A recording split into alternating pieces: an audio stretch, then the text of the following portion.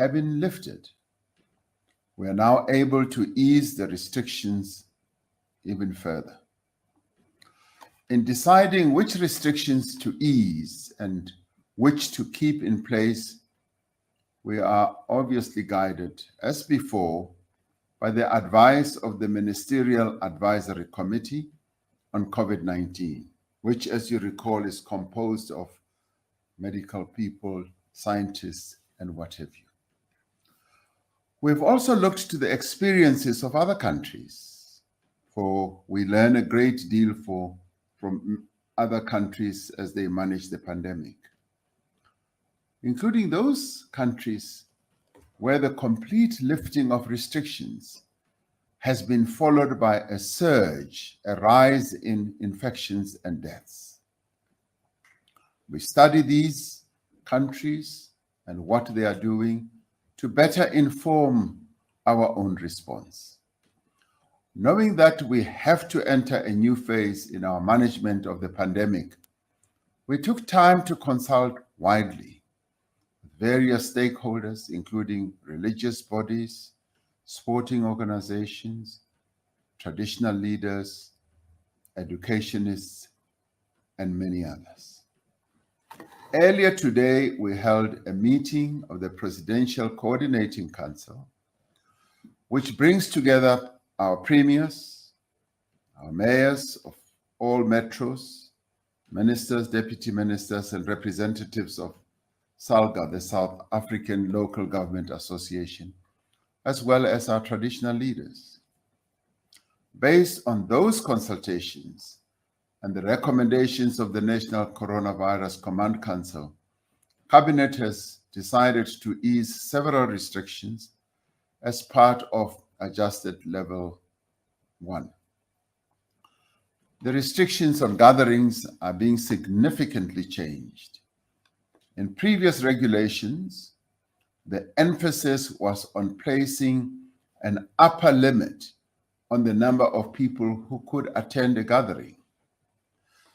The approach now going forward is that both indoor and outdoor venues can now take up to 50% of their capacity, provided that the criteria for entrance at those venues is proof of vaccination or a COVID test not older than 72 hours.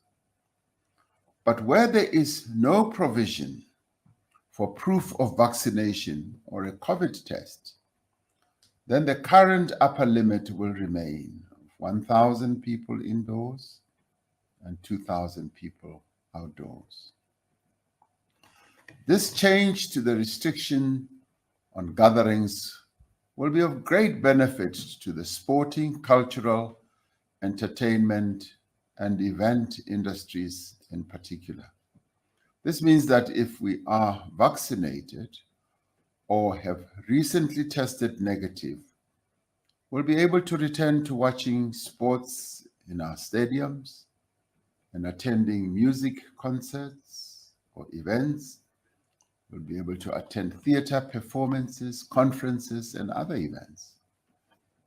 The maximum number of people permitted at a funeral will increase from 100 to 200. As before, night vigils, after funeral gatherings, and the so-called after tears gatherings are still not allowed. There are also important changes to the regulation on the wearing of masks. As before, it is mandatory to wear a mask or similar covering over the nose and mouth when in public indoor spaces. However, a mask is not required when one is outdoors. This means that we still need to wear masks when in facilities like shops, malls, offices, factories, taxis, buses, trains, or any other indoor place. But we do not need to wear masks when we are walking on the streets of our country or our pathways, or in an open space, when exercising outdoors, or jogging, or when attending an outdoor gathering. The regulations on social distancing are also being changed, requiring that a space of 1 meter is maintained between persons in all settings except in schools. There are also changes to the regulations on international travel.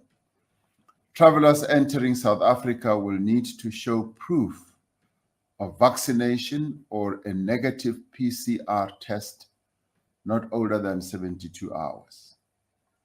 All unvaccinated travelers entering the country who want to be vaccinated will be offered a vaccination.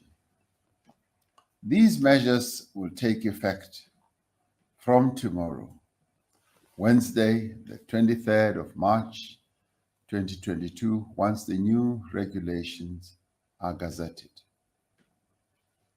With these changes, almost all restrictions on social and economic activity will have been lifted. Going forward, our most important defenses against the disease are, firstly, vaccination, and secondly, the observance of basic measures such as wearing masks indoors. The further easing of the remaining restrictions will require that we increase the rate of vaccination among South Africans. The vaccine has been shown to significantly reduce severe illness. Statistics from our health facilities clearly show that people who are not vaccinated stand a higher chance of being hospitalized or even dying from COVID-19.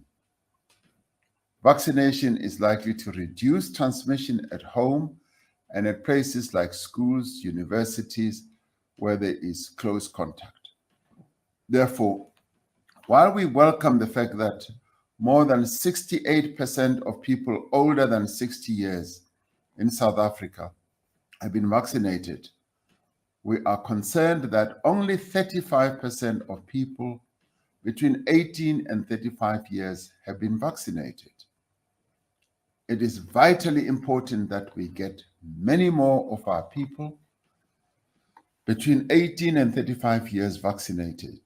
And that is why we launched the hashtag #KeReady campaign last month.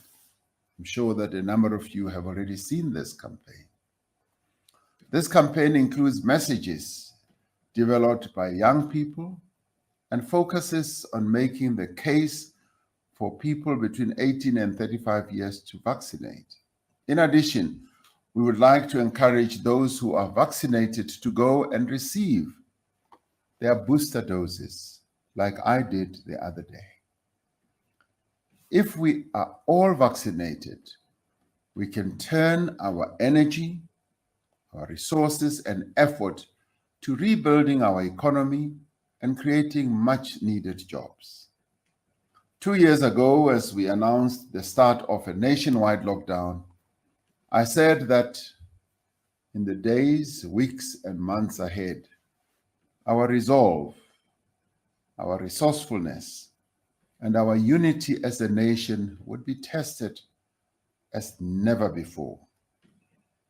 I called on all of us to play our part and said to be courageous, to be patient, and above all, we should show compassion. The people of South Africa have responded to that call time and time and time again. Once more, we are all called upon to play our part, to get vaccinated as we embark with hope and determination on a new era in our fight against this pandemic. I thank you and good night.